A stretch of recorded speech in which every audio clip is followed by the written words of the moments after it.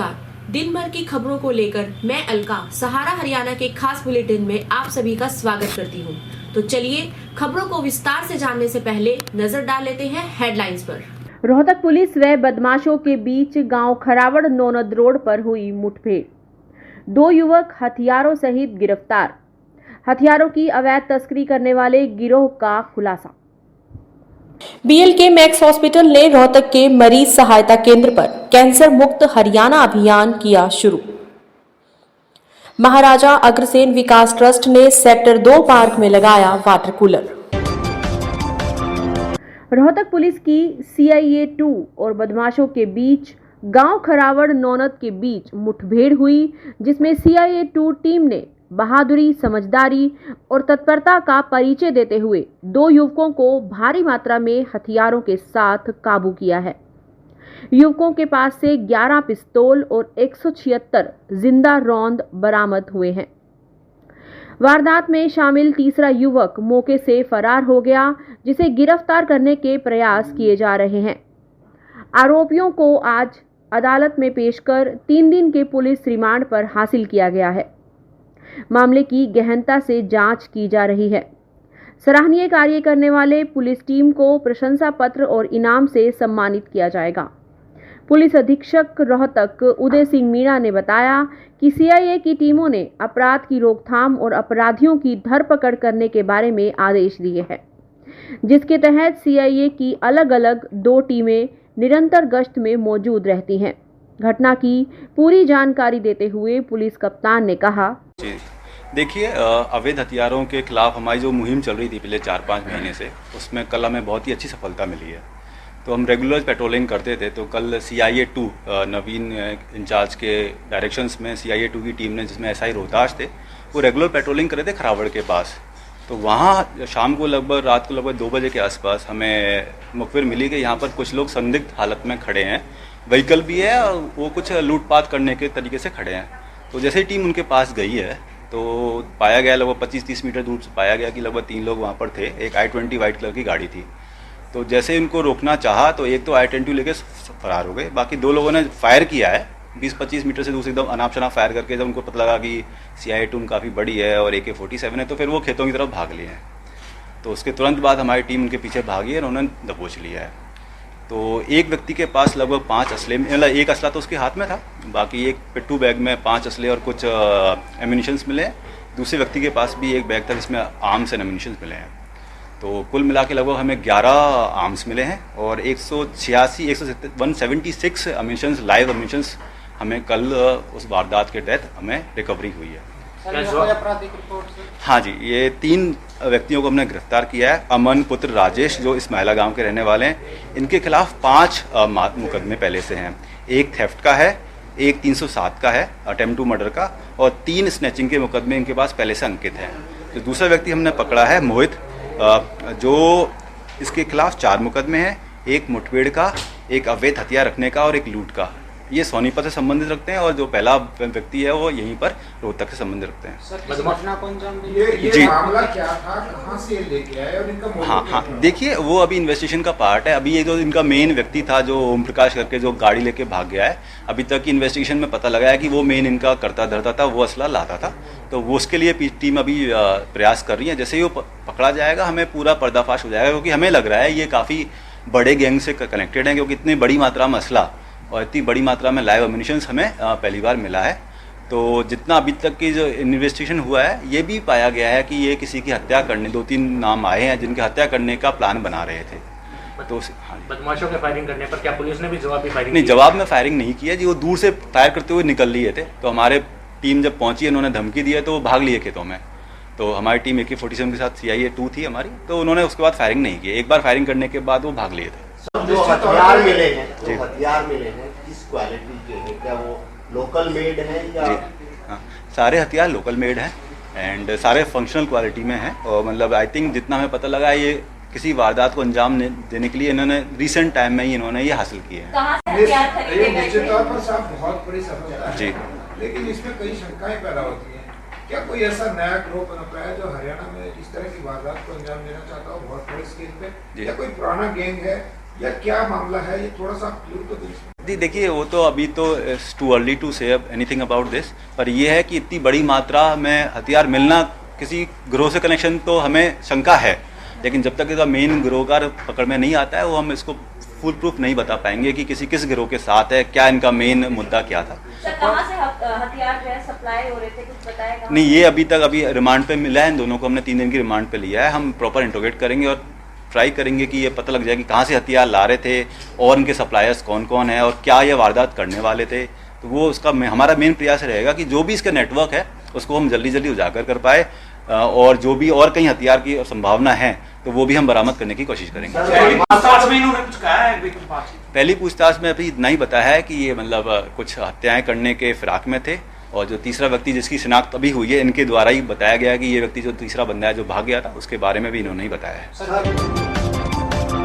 देश में कैंसर के बढ़ते मामलों और विभिन्न प्रकार के कैंसर्स की चिकित्सा पद्धति में आई तरक्की के बारे में विस्तार से जानकारी देने के लिए BLK max super speciality hospital नई दिल्ली ने कैंसर मुक्त हरियाणा अभियान का आगाज किया। इस मुहिम के जरिए कैंसर रोग के प्रति जागरूकता बढ़ाने और राज्य के लोगों में इस बीमारी के प्रति भय और कलंक मिटाने की कोशिश की जाएगी। BLK मैक्स कैंसर सेंटर नई दिल्ली के डॉक्टर सुरेंद्र डबास ने कहा, BLK max super speciality hospital पूरी संवेदना के साथ लोगों की सेवा के लिए प्रतिबद्ध रहते हुए मरीजों के इलाज और उनमें जागरूकता बढ़ाने के मामले में हमेशा ही अग्रणी रहा है। कैंसर मुक्त हरियाणा मुहिम इसी प्रतिबद्धता को जारी रखने का एक प्रयास है, क्योंकि हमारी प्राथमिकता और हमारा लक्ष्य लोगों में जागरूकता बढ़ाना है और शुरुआती जांच एवं रोग पहचान के महत्व पर जोर देना है। कैंसर के इलाज में इसकी अहम भूमिका रहती है। कैंसर के प्रति जागरूक रहने से भी लोग स्वास्थ्य संबंधी परेशानियों से बचते हुए स्वस्थ जीवन शैली जी सकते हैं। रोहतक में ये मुहिम शुरू होने से स्थानीय लोगों में बेहतर जीवन जीने के प्रति जागरूकता बढ़ेगी और उन्हें इसका लाभ मिलेगा। जो हरियाणा में कैंसर का इंसिडेंस है, अगर आप आज की तारीख में देखते हो तो तीसरे नंबर पे हरियाणा आता है number of patient cancer patients. अगर 1 लाख लोगों में से 103 लाख लोगों को कैंसर 103 लोगों को कैंसर होता है। अगर पॉपुलेशन के हिसाब से देखा जाए तो 30,000 कैंसर के पेशेंट हर साल नए, और हर साल करीबन 5,000 लोग कैंसर से एक्सपायर हो रहे हैं, जो कि डाटा में अननोटिस जिनका हॉस्पिटल नहीं पहुंच पाते हो तो अलग। और इसमें अगर आप डिस्ट्रिक्ट वाइज देखो तो फरीदाबाद नंबर 1 पे आता है, रोहतक चौथे नंबर पे आता है।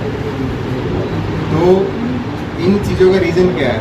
एक, क्या हमारे पास फैसिलिटीज़ नहीं है कैंसर को ट्रीट करने की, क्या हम उसको इग्नोर कर रहे हैं, हम टाइम पे ट्रीटमेंट नहीं ले पाते, या ट्रीटमेंट टाइम पे हो नहीं पाता, इसका कैसे सॉल्यूशन किया जाए?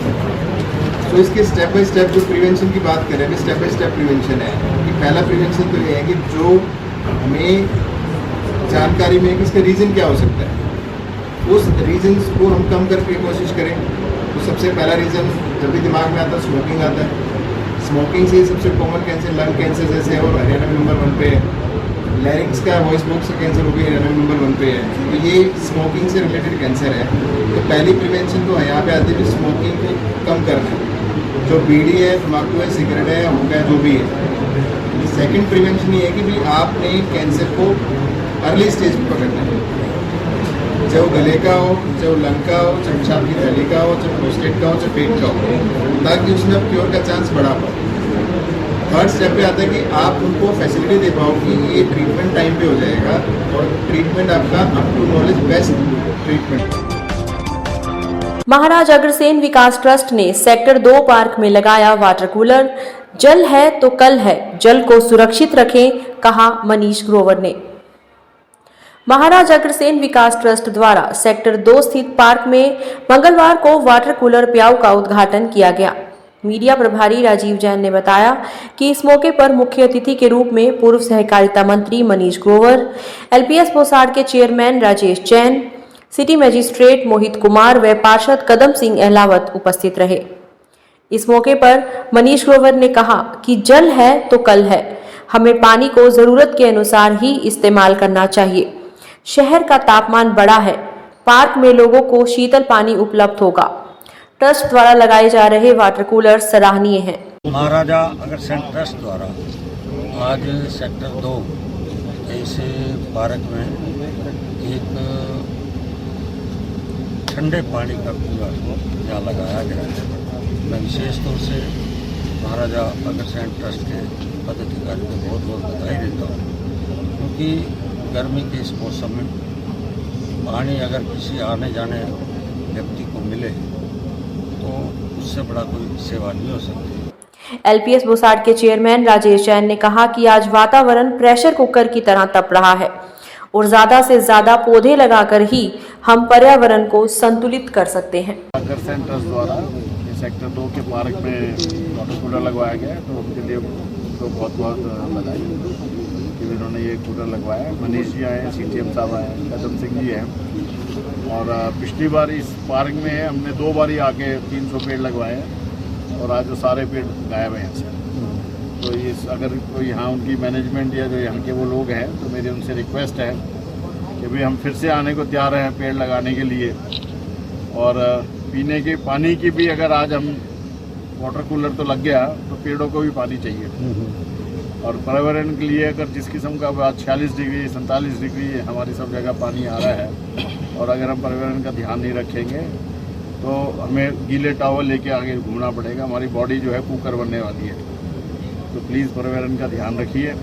और अभी हम 28 जून को मैंने एक लिया है कि भी जितने भी रोहतक के माली हैं हमारी टीम लगी हुई है उनको इकट्ठा करेंगे, 500,000 उनको एप्रिसिएशन करेंगे और कोशिश करेंगे कि भाई म्यूनसिपल कॉरपोरेशन को साथ में लेके मनीष जी को भी साथ में पकड़ के कि हर माली जो है 1000 पेड़ लगाए। और रोहतक में इस साल हम जो जुलाई और अगस्त के सीज़न में कम से कम 1 लाख पेड़ लगाने की हमारी कोशिश रहेगी। और साथ में एक ग्रीन एम्बुलेंस ग्रीन वैन में शुरू करूँगा, तो जिसमें कि हम वो पेड मालियों की सर्विस शुरू करने वाले हैं। तो हम 4 या 8 माली रखेंगे, वैन में बना के दूंगा जैसे हमने एम्बुलेंस ये बनाई है ब्लड डोनेशन की। और वो पेड सर्विस होएगी कि वे लोग घर में अपने बुला लें उसको, जैसे कारपेंटर को बुलाते हैं माली को बुलाएं और अपने उसके पैसे दें और अपना गार्डन का काम या पेड़ लगवाएं। तो आज महाराजा अग्रसेन ट्रस्ट की तरफ से कि वाटर कूलर लगाया गया है और जलदान जैसे कि माँ कल्याण है, आने वाले लोगों के लिए काफ़ी सुविधा रहेगी। लेकिन मैं चाहूँगा कि ट्रस्ट वाले एक चीज़ का और ध्यान दें, काफ़ी खुला मैदान है, पक्षी वगैरह आएंगे तो पक्षियों के लिए भी पानी के तोले वगैरह यहाँ अगर ओपन स्पेस में रख दिया जाए तो काफ़ी बेहतर होगा। आज के लिए इतना ही, फिर मुलाकात होगी हमारे अगले एपिसोड में। तब तक के लिए शुभ रात्रि, शब खैर, नमस्कार।